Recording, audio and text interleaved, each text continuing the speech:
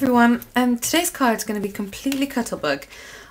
Everything I'm going to use is going to run through the Cuttlebug, apart from the ribbon and the actual card stock itself.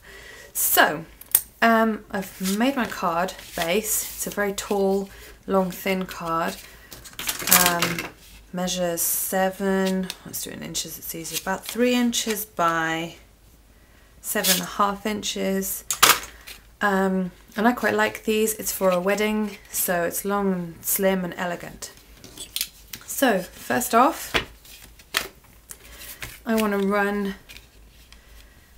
the bottom half of this card base through the Cuttlebug. Basically all you need to do is fold it inside the card. So put your card in to where you want it. Let's say probably to about there.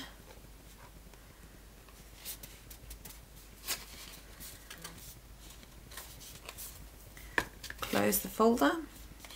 That's the impression you're going to get, so yeah, it's okay.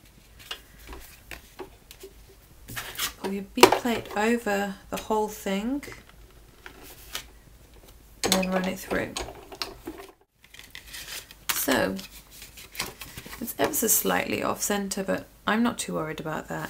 And you do get a mark, which is a little bit annoying, from the Cuttlebug folder itself, but I'm going to put a ribbon across there anyway, so on the front it won't show, and I'm not so bothered about the inside. It's going to have a message written on it. So that's that done. Then I need to do some cutting. So I put my A plate, my B plate, then I want to cut these two. So I always put these face down.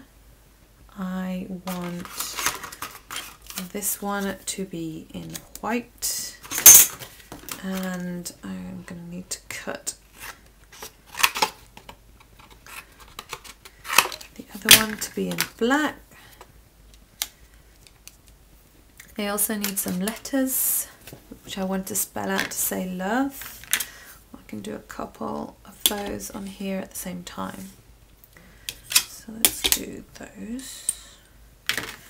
So what's that? The V.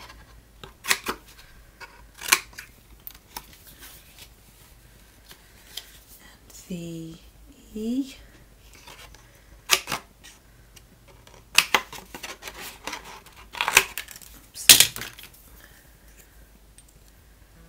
And I'm just cutting out all it needs, really. Let's put them through these. You could cut out the whole piece, but I don't want all those letters. I just need the two that I've got the card over. So that will do. Pop your B plate over the whole thing, and then just run it through.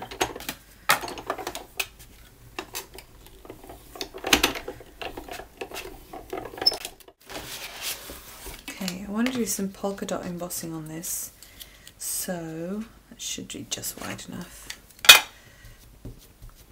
Just gonna ink up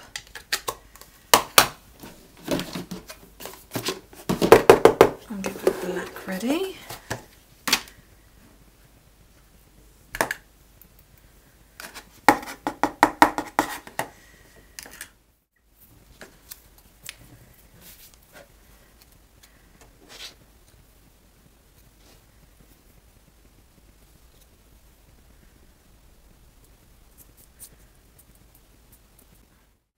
Oops.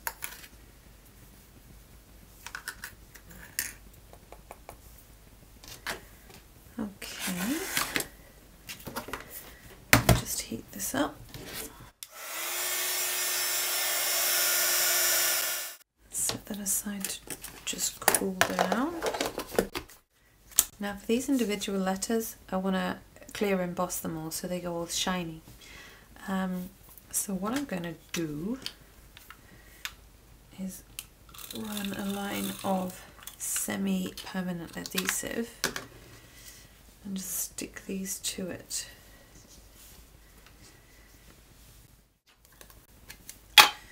And then just ink them up on your Versamark ink pad. and then just cover them with your clear embossing powder.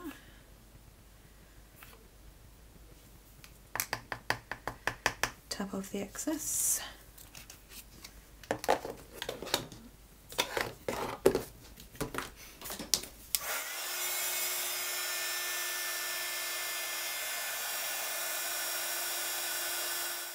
Okay, there's not quite enough covering, so I'm going to go again with another coat. Okay, oops. Then we need to just ink the edges of this first white heart. So I'm just using a sponge.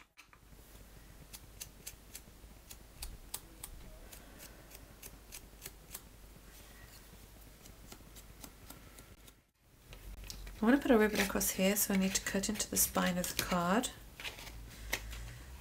About here. As you can see, that is a hole.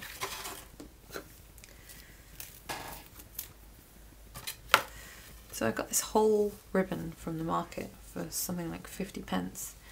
So it's worth just trying your local market and seeing what deals they have. Because sometimes they're cheaper than buying the branded craft products, and they're just as good. I mean, ribbon's ribbon at the end of the day. So just threading it through that hole, giving myself enough to play with, and then tying a knot. I want it to be slightly off center to the right. Okay, so the card's already starting to shape up. From here you can do anything with that. You know, you don't have to do the design I'm going to do. That's a really good base for a monochrome card, just as standard. So anyway,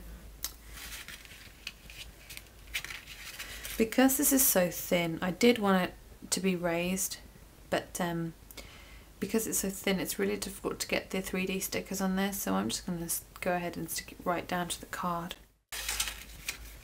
Just get that in the center. If any glue does show, don't worry, because it dries completely clear anyway.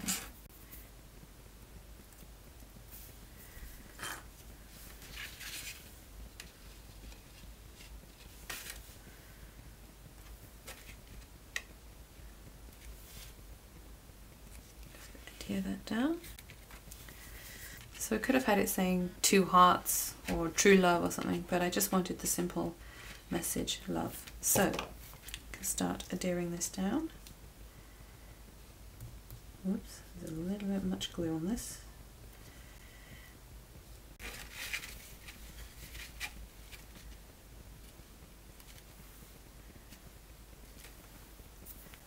Okay, I just want to get these corners.